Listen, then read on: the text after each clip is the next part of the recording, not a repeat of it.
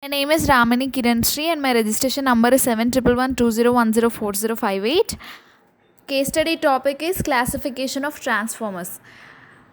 So first we should know what is a transformer. A transformer is defined as a passive electrical device that transfers electrical energy from one circuit to another through the process of electromagnetic induction.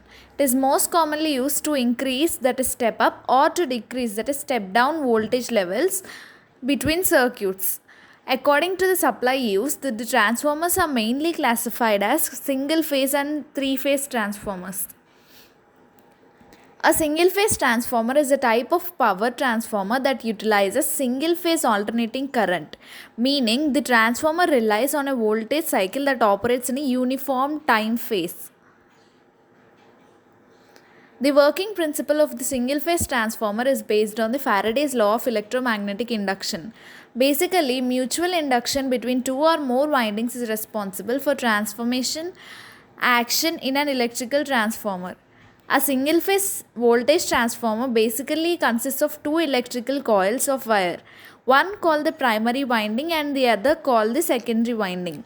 When an electric current passes through the primary winding, a magnetic field is developed which induces a voltage into the secondary winding as shown here. A three-phase transformer. It is made of three sets of primary and secondary windings, each set wound around one leg of iron core assembly.